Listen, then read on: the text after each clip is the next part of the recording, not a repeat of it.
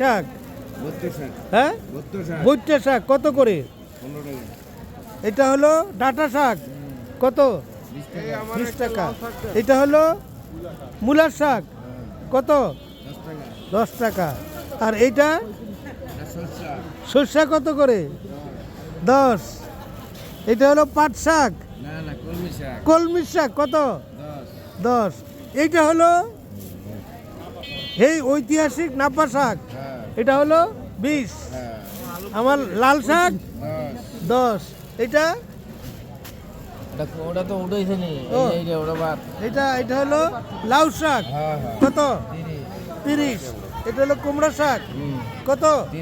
30। আর ওই হলো পালং শাক, সেটা কত? 15। এখন আপনার কাছে সবচেয়ে ভালো শাক কোনটা?